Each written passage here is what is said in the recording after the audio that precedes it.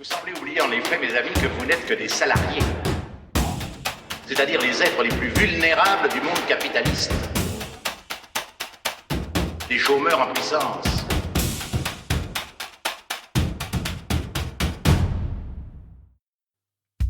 Bonjour, bienvenue ici où aujourd'hui on va essayer de soigner un peu la fonction RH.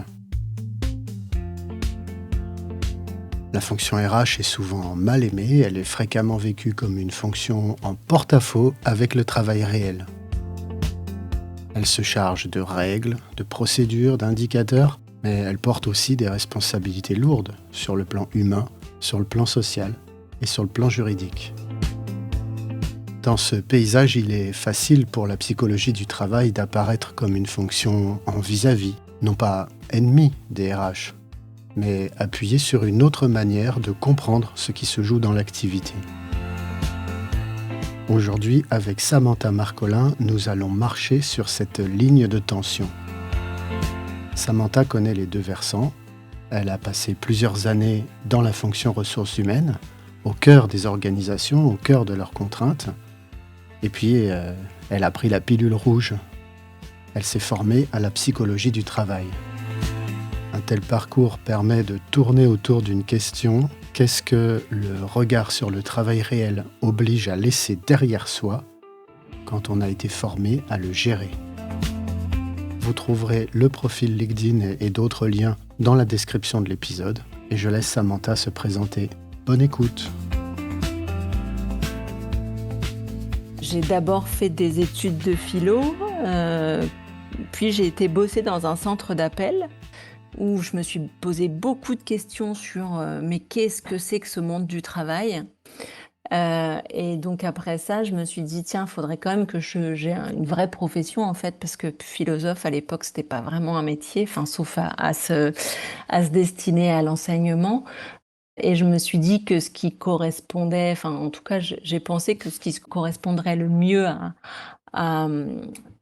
à qui j'étais et ce que j'avais envie de faire, et notamment sur toutes ces questions que me posait le monde du travail, c'était des ressources humaines. Donc j'ai repris mes études, et puis ensuite j'ai fait à la fois et du conseil et de l'opérationnel, notamment dans des petites structures où j'ai mis en place pas mal de choses que font les RH, plutôt en termes de gestion. Et puis après ça, il y a eu 2008, la crise économique, et à ce moment-là, j'ai rencontré d'autres problématiques dans les entreprises que j'avais pas forcément vues jusqu'alors, même sur des questions RH. Donc j'ai plutôt continué sur des histoires d'accompagnement de type soit petite structure, soit les plus grosses, la négociation d'accords, ce genre de choses. Et puis, de chose en emmenant une autre, je me suis retrouvée à accompagner des transformations, à accompagner des problématiques de risques psychosociaux. Et en fait, avec l'impression d'être en décalage avec l'attendu et le discours que je pouvais porter. Alors, j'avais pas les terminologies de travail réel, j'avais pas toutes ces choses-là, mais j'étais déjà quelque part dans cette pratique-là. Et donc, suite à un gros dossier qui s'est plutôt bien passé, pour lequel il y a eu des vraies choses qui ont bougé, où le travail a été plutôt salué, y compris par la CARSAT. Enfin voilà, donc on a plutôt des beaux résultats. J'ai senti le besoin en fait de muscler un peu la partie théorique, et je suis rentrée par des jours et par clos. Et ensuite, j'ai cherché où est-ce que je pouvais me former à des gens qui disaient des trucs qui me semblaient vachement intelligents, en tout cas dans ma façon d'appréhender le monde. Et c'est comme ça, en fait, que j'ai démarré une formation au CNAM pour être psychologue du travail. Et en fait, de RH, conseil RH à conseil psy, je suis toujours dans la même structure, dans le sens où en fait en 2011, avec mon conjoint, on a créé une activité, au départ partant du constat que les transformations des systèmes d'information, et notamment les implémentations de d'ERP, n'étaient pas bien accompagnées d'un point de vue RH, pour le coup.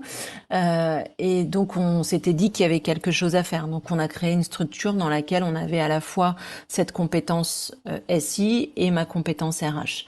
Et au fur et à mesure, Ma compétence RH a un peu migré, mais j'ai pas l'impression de faire un métier très différent. Aujourd'hui, hein, si on parle de cette partie de conseil, j'ai pas vraiment l'impression de faire un métier très différent. Peut-être je le fais outillé différemment, mais j'ai l'impression de faire à peu près le même métier. Alors tu as dit le mot, hein, tu as parlé de décalage, tu t'étais senti un peu en décalage dans une activité qui était orientée plus ressources humaines. Est-ce que c'est pas finalement un reproche qu'on fait souvent au RH, c'est d'être un peu en dehors du travail ou parfois même un peu en surplomb du travail et d'avoir des difficultés à venir saisir ce qui pour nous paraît très naturel, hein, quand on appelle ça le réel du travail.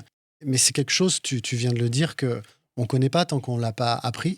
Le fait que les RH ne connaissent pas le mot ou qu'elles n'aient pas été formées à ça n'est pas la seule explication au fait qu'on on sent bien ce décalage. Bah, déjà par la façon dont la fonction s'est construite. Pour moi, elle s'est construite à distance du travail. Les fiches de poste, les référentiels, les entretiens, indicateurs, tableaux de bord, tout ça, c'est des choses qui reflètent pas le réel. Enfin, on a l'impression de parler du réel, mais c'est là pour le coup vraiment ce qu'on appelle le prescrit. Et je te rejoins. Avant la formation, moi non plus, prescrit réel, c'était pas des choses qui faisaient partie de mon vocabulaire. Et puis on lui a confié la gestion des ressources, pas la gestion du travail. Donc c'est vraiment un métier qui produit des représentations du travail qui sont très modélisées, qui sont très normalisées. Et puis je pense aussi peut-être que d'une certaine façon, parce que ça incombe régulièrement, enfin très souvent à la fonction RH, si c'est ou si c'est pas à la fonction, c'est en tout cas dans le giron des RH, c'est aussi tout ce qui consiste à garantir le droit en fait.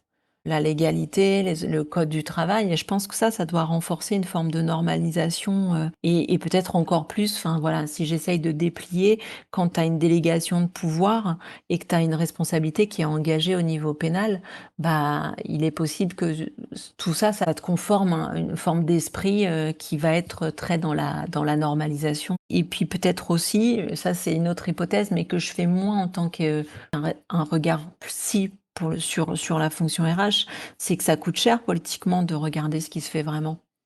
Parce que ça veut dire aussi lâcher un peu une forme de pouvoir. On est habitué avec le taylorisme à ce que le travail soit pensé en dehors des travailleurs, en tout cas pas par eux. Et donc du coup, ça, bah voilà, en question les équilibres qu'on connaît dans les organisations les plus classiques. Et puis ça nécessite aussi de reconnaître qu'il y a de l'intelligence à tous les échelons, ce qui est pas, voilà, moi ça m'est arrivé de rencontrer des RH qui pouvaient être très très méprisants avec les ouvriers et qui considéraient que si on n'avait pas un col blanc et fait des études, bah il n'y avait pas grand-chose, enfin il n'y avait pas une grande intelligence, alors que l'intelligence elle se situe vraiment au niveau du métier, quoi.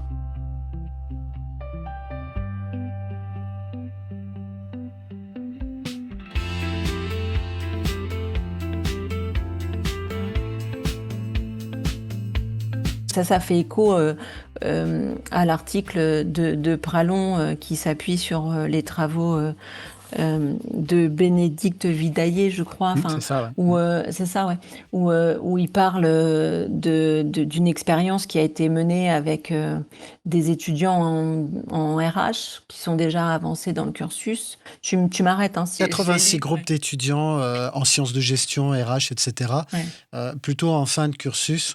L'idée qu'avait Vidaillé à l'époque, c'était de mesurer à quel point ils avaient déjà été éventuellement conditionnés par une certaine ça, vision des choses. Voilà. C'est ça. Et donc, pour replacer un peu l'article et puis pour donner à voir ce qu'est le travail réel et comment, éventuellement, quand on est formaté RH, on le prend en compte. Bah, dans l'exemple, là, c'est un tableau qui indique que des caissières scannent entre 18 et 30 articles par minute, alors que le standard est à 25. Et qu'elles consacrent entre 2 et 4 minutes à chaque client, alors que le standard est à 2 minutes 30. Voilà, ça c'est le standard. Et puis on demande donc à ses étudiants, vous êtes le responsable RH du magasin, le directeur a fait appel à vous et vous demande d'analyser et vos recommandations. Et alors, je ne vais pas rentrer dans tout le détail de l'article, mais une des premières réponses, ça concerne la motivation des caissières. La réponse qui est donnée majoritairement, c'est il est évident que la caissière ne parvient pas à atteindre les standards de performance fixés par l'entreprise. Ce décalage montre un manque de motivation et d'implication de sa part. Une caissière motivée et impliquée dans son travail chercherait constamment à améliorer ses performances, à optimiser ses gestes et à réduire le temps d'attente des clients. Bon, pas clairement, ça c'est... Enfin, pour moi, ça aurait déjà été hors sol à l'époque, mais c'est encore plus hors sol avec une approche du travail. Je me serais dit, bah tiens, entre 18 et 30 articles avec un standard à 25, on est dans la moyenne, tu vois. Et puis, bah 18, ça dépend des articles. Si c'est que des petits articles ou des gros articles, enfin, tu vois, le travail réel, c'est ça en fait. De la même façon qu'elle ne va pas... elle être en capacité de gérer le client qui va râler parce que il y avait une réduction ou le prix était pas bien affiché et qu'éventuellement va taper l'esclandre, ça va prendre plus de 2 minutes 30, ou même celui qui a oublié de peser ses bananes, ou j'en sais, enfin voilà, le réel quoi. J'imagine que là ça parle, tout le monde, enfin j'imagine que tout le monde est passé au moins à la caisse une fois dans sa vie. Et donc voilà le genre de réponse qu'on peut avoir qui montre qu'on va être vraiment sur des choses qui bah, déjà relèvent du comportement, de l'individu, enfin voilà. Et on est vraiment loin du travail réel. Et en fait, ce que dit Pralon dans l'article, c'est que la formation RH va plutôt amener à gérer le travail et les ressources comme des stocks de compétences, des stocks de motivation, des stocks d'engagement, alors qu'en fait, le travail, c'est un flux. C'était un peu pour donner l'exemple, mais qui travaille sur ces questions de RH à l'aune du travail réel. Il y a aussi un texte de François Hubault qui est super intéressant, ou même de Pascal Huguetto, qui explique bah, en fait, notamment explique que la gestion, c'est une opération fondamentale qui consiste à gérer, et que gérer, c'est réduire. Or, le travail, il existe précisément pour traiter ce que la réduction ne sait pas absorber, en fait. Et donc, du coup, le travail réel, il peut pas être géré. Donc, peut-être que gestion des ressources humaines ou même gestion du travail, ce serait un non-sens. Il faudrait trouver autre chose. Je te remercie pour illustrer la notion de travail réel, de ne pas avoir cité le fait qu'on a dû interrompre notre entretien parce que j'ai l'essorage de ma machine à laver qui s'est mis en route. Je te laisse la responsabilité de ça.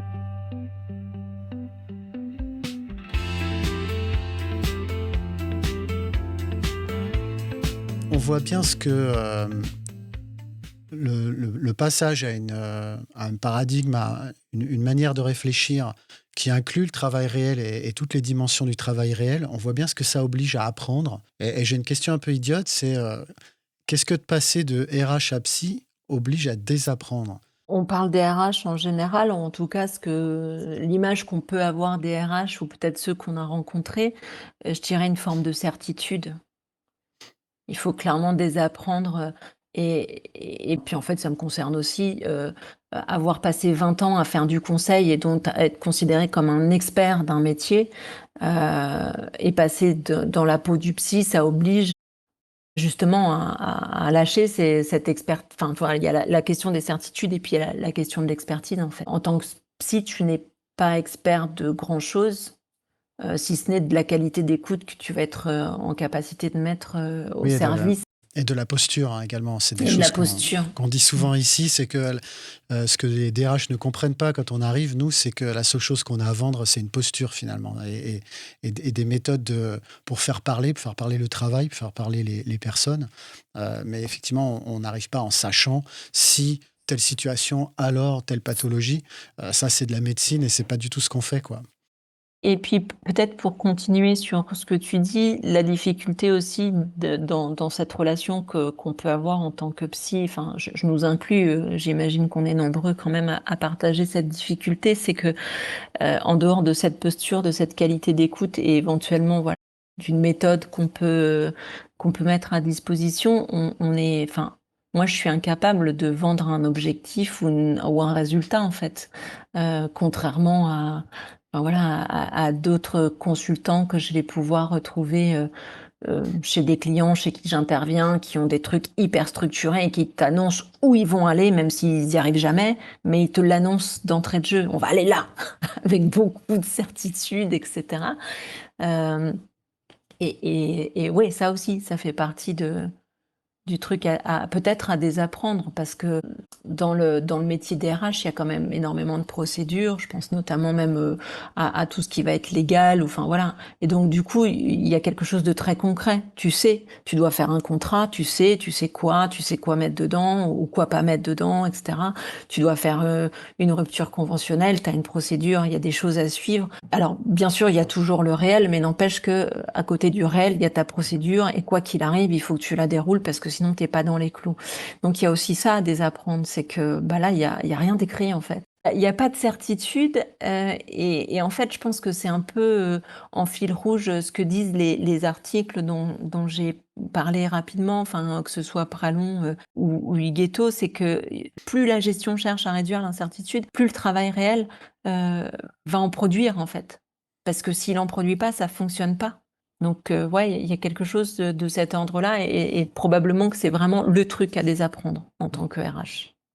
Ouais, moi, je suis très frappé sur des missions récentes que j'ai faites, sur le fait que plus les directions nous disent on va mettre en process, on va travailler en processus, on va avoir des indicateurs, on va créer des rituels managériaux, et plus nous, on est submergés par les contournements, les astuces, les évitements, les échappements, et que finalement, revenir parfois à des fonctionnements qui soient juste orientés sur voilà ce qu'on attend de vous, voilà les moyens qu'on vous donne, ça suffit en fait à faire que les gens organisent le travail, et on en arrive de plus en plus aux situations dans lesquelles les gens ne s'organisent pas, mais sont organisés, pour reprendre la formule de Goldjak, par des instances qui finalement ne savent pas ce qu'ils font, quoi. Et peut-être alors, peut-être qu'on peut aussi parler de ce que les RH, enfin, dans leurs outils de gestion, produisent aussi ou peuvent produire comme incohérence et comme souffrance. Tu vois, quand tu parles notamment de politique de rémunération, je suis intervenue l'an dernier dans une structure où toute la partie augmentation, prime, enfin voilà, toute la partie un peu variable était adossée à de l'efficience. Et en fait, l'efficience, elle était juste inexistante. Elle était impossible à appréhender, puisque au niveau de la production, les gammes, enfin ce qui dit combien de temps on doit mettre la matière, etc. Tout ça, c'était faux. Les données d'entrée sont fausses, donc forcément les données de sortie sont fausses, donc ça tient pas. Ou plus basiquement, plus trivialement, on met des primes individuelles ou des politiques de rémunération qui valorisent l'individu, ou même les entretiens, les objectifs. On va pas rentrer dans ce détail-là, il y aurait des heures à en parler, mais quand tu fais ça et qu'en même temps tu t'étonnes que les gens sont pas dans la coopération, ou quand tu mets des primes sur objectifs, sur des dossiers, le nombre de dossiers qui vont sortir, c'était une autre structure dans laquelle je suis intervenue, où en fait les primes, elles étaient adossées au nombre de dossiers traités. Tu te rends compte que très vite, les gros dossiers, les dossiers difficiles, les dossiers qui prennent du temps, soit ils sont planqués, soit ils sont morcelés, soit c'est le manager qui se les récupère, il passe en souffrance, et en fait le système produit du grand n'importe quoi, parce que en fait ça ne résout rien, ça n'a aucun avantage pour le client, ça n'a aucun avantage pour les équipes, et in fine ça n'a aucun avantage pour l'organisation. Et en fait, je pense que il y a cette question du travail, il y a cette question du travail réel, mais il y a aussi une autre question qui me semble, moi, être un angle mort dans les entreprises, c'est la question d'une analyse systémique, en fait. C'est qu'est-ce que je fais à un endroit et qu'est-ce que ça va générer à l'autre. Et ça, j'ai l'impression qu'il y a pas mal de RH qui ont des angles morts là-dessus, en fait. Des exemples comme ça, j'en ai à l'appel, de primes sur la fin des accidents de travail qui font qu'on déclare plus les accidents de travail, alors que, en fait, si on s'intéressait au réel, plutôt que de dire, OK, on vous file une prime parce qu'il n'y a plus d'accidents de travail, on irait regarder, mais pourquoi il y a des accidents de travail ? Et pas juste, on va vous donner une punition parce qu'il y a des accidents de travail, ou on va vous donner une carotte.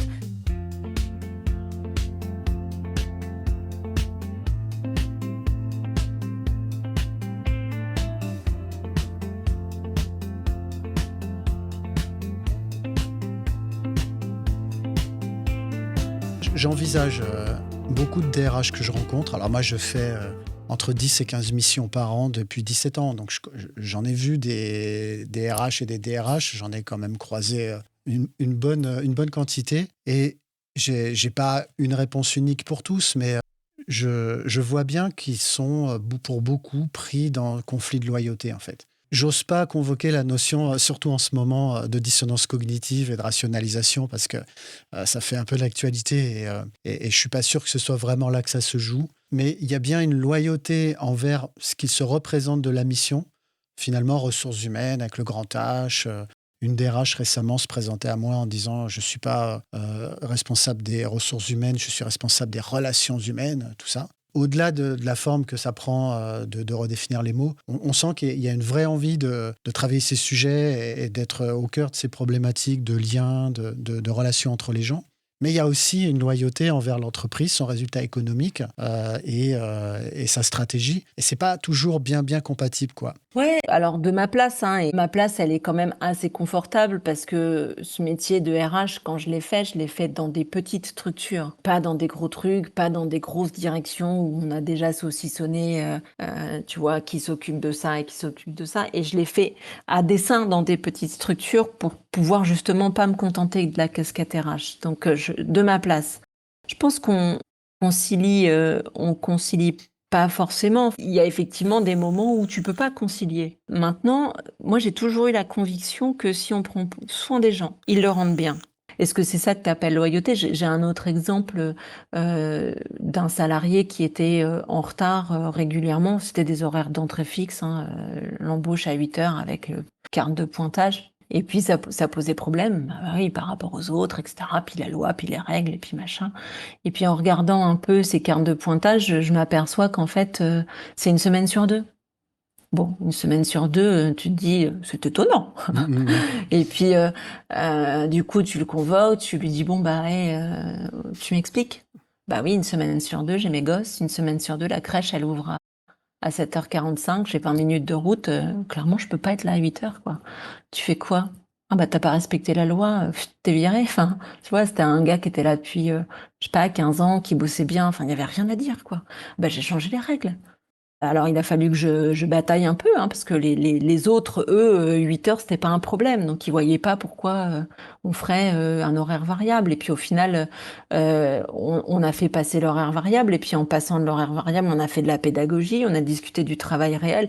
Oui, mais moi, je suis obligée d'être là à 8 heures parce que c'est moi qui fais les coupes. Donc, si je suis pas là, le gars d'après, il peut pas travailler. Donc, moi, je peux pas en bénéficier. Bah, attends, est-ce que tu peux t'organiser autrement? Enfin, je veux dire, les bons de travail, tu les as pour la semaine, vous vous organisez, il n'y a rien qui t'empêche de les faire la veille au soir, si tu sais que tu vas avoir un rendez-vous chez le médecin. Puis avoir cette heure éventuellement, ça te permet aussi de pas poser ta demi-journée pour aller chez le médecin. Et donc en fait, c'est en étant sur le terrain, en écoutant leurs problématiques, leurs besoins, puis en essayant de trouver des solutions qui soient des solutions où tout le monde est gagnant, en fait, où on sort par le haut.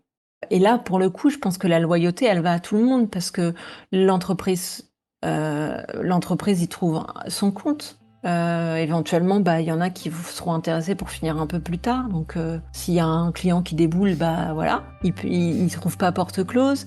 Les salariés se sentent pris en compte.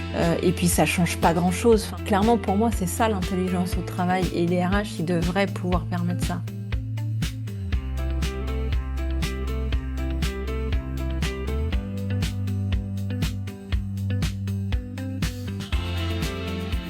On se connaît parce qu'on a discuté sur Mastodon, sur le réseau social.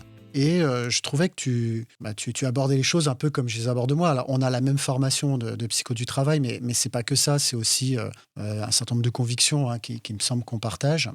Alors moi, j'ai la vie facile. Hein, je fais de l'expertise CSE, donc j'ai une liberté de parole. Je peux dire des horreurs dans mon podcast. Je peux écrire des horreurs sur mon blog. Tant pis, les gens sont en colère. Il n'y a aucun problème avec ça. J'ai une vraie liberté de parole. Mais toi qui partages, je pense, sans te trahir, quand même un certain nombre de convictions avec moi, comment tu arrives à garder une liberté de ton? Comment est-ce que tu arrives à dire quand même des choses qui sont globalement des horreurs, hein, au même titre que les miennes, vues vu d'un public RH, etc. Parce que quand on fait le travail dans un cadre comme le tien, il faut aussi des clients. Et le client solvable, c'est le DRH, hein, c'est pas le CSE. Quel problème ça peut te poser, ça? Je pense qu'il faudrait poser la question à l'envers, c'est comment je pourrais ne pas faire pour garder ma liberté de ton. Mais en vrai, ça te pose jamais de problème, cette liberté de ton que tu as? Alors, pas sur le terrain, parce que du coup, je dirais qu'il y a la médiation de qui je suis et puis toute la possibilité qu'on peut mettre à être en relation avec les gens, hein, et du coup, je peux aussi arrondir les angles. Ça me pose des problèmes dans mes communications. Je poste beaucoup sur LinkedIn et je peux effectivement sembler radicale, non pas au sens de celle qui va à la racine, mais même si c'est comme ça que moi je me vis radicale, mais pour certains dirigeants et notamment certains qui m'ont croisée et pour qui je suis intervenue, qui lors d'un déjeuner à la chambre de commerce en fin d'année m'ont dit mais on vous reconnaît pas en fait. Si je ne lisais que vos posts, j'aurais peur. Voilà. Donc oui, je pense que ça peut éventuellement me porter préjudice, mais probablement chez les gens qui me connaissent pas encore. Sinon, je peux être très douce, hein. Les gens qui me connaissent savent que j'aime bien manier la batte de baseball virtuelle et de mettre des coups dans les genoux. Ça m'empêche pas de mettre des coups dans les genoux, ni aux dirigeants, ni aux DRH s'il faut, ni aux ni aux délégués du syndicaux, ni quoi que ce soit, si je considère que ce que je suis en train de dire est juste par rapport à l'intérêt commun, en fait. Je pense que c'est vraiment ça qui m'anime, l'intérêt commun. Et ça m'est arrivé de dire à des dirigeants, écoutez, ce que vous me demandez, c'est pas OK d'un point de vue méthodologique. Si vous considérez que vous savez, vous, comment il faut faire, dans ces cas-là, faites-le. Mais si vous faites appel à un expert pour faire, laissez-lui un minimum les mains libres. On en a discuté avec les partenaires avec lesquels j'intervenais et on a décidé que si c'était pas possible qu'on puisse faire du travail de qualité, parce que c'est aussi de ça dont il s'agit, hein, c'était pas la peine d'y aller.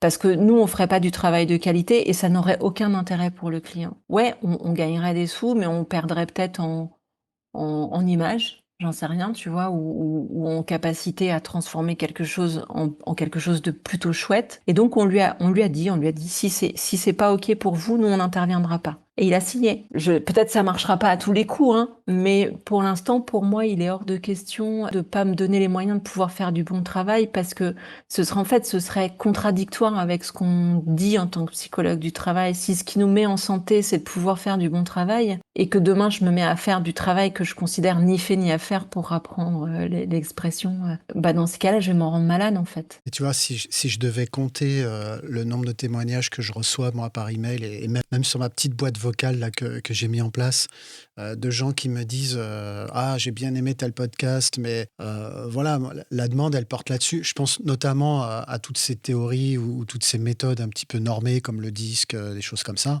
Enfin, moi, je mesure, vu de ma fenêtre avec les témoignages que je reçois, à quel point notre profession, elle est en tension par rapport à ça. Tu as évoqué tout à l'heure, il y a une demande qui est très utilitariste, hein. Il vous faut des outils applicables tout de suite.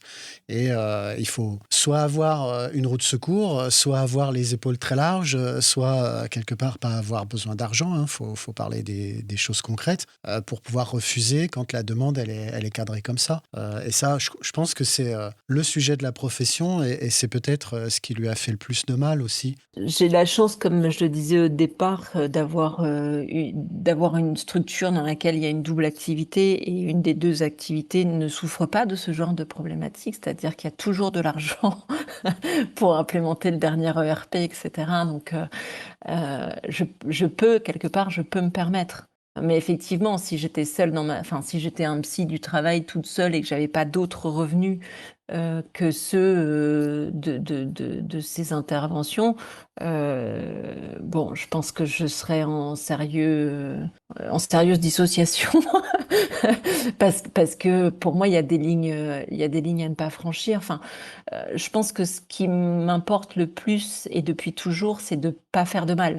Alors, je sais que l'enfer est pavé de bonnes intentions et que des fois on peut faire du mal malgré soi, mais je suis hyper attentive à pas rajouter de la souffrance dans les situations dans lesquelles j'interviens.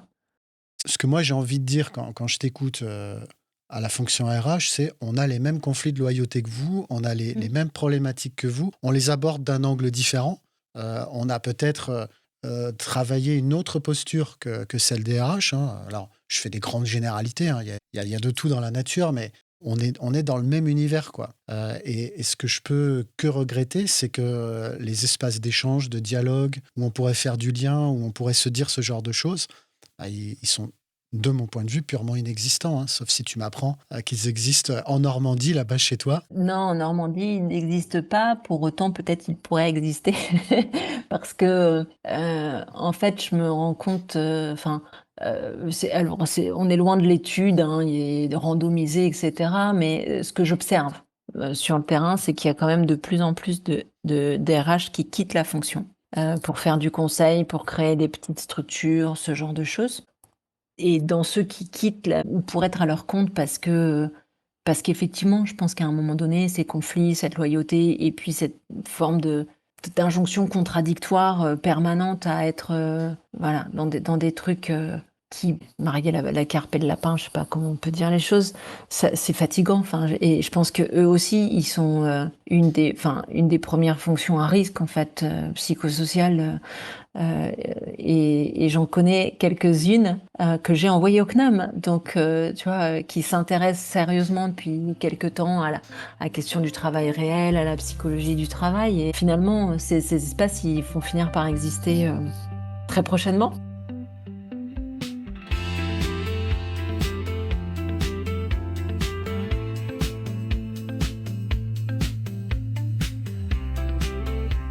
Mais peut-être pour rassembler un peu tout ce qu'on s'est dit, noter que quand même il y a probablement un point de fracture épistémologique sur la question des RH. Parce que d'une certaine façon, elle est dans une logique de défiance vis-à-vis du travail. Elle psychologise, elle individualise, elle impute, elle confond activité et tâche, individu et subjectivité, ressources et stock. Or, en fait, la ressource humaine, elle n'existe que comme processus situé. En fait, elle naît de la rencontre entre qui on est, des dispositions humaines, et puis des organisations, des occasions organisationnelles, là où on se situe, l'entreprise dans laquelle, ou l'équipe dans laquelle on est. Du coup, elle se cultive, elle se contrôle pas, elle se développe. Et reconnaître le travail réel pour la fonction RH, pour moi, c'est aussi assumer 3 ruptures.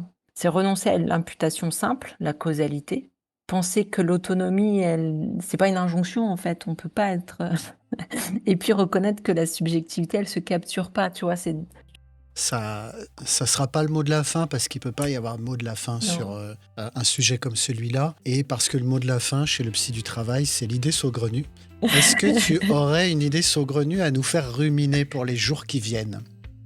Écoute, moi je rêverais que toute personne qui est en charge de diriger, de manager ou d'organiser le travail soit obligée d'être formée au travail réel, et que non seulement elle soit formée, mais qu'en plus on réhabilite les stages ouvriers, mais des vrais, tu sais, et du coup qu'elle soit obligée de passer par les jobs pour lesquels elle va manager ou diriger et ou éventuellement prescrire le travail, tu vois. Ce serait vraiment mon idée saugrenue. Merci pour cette idée saugrenue et merci pour tout ça. Merci à toi.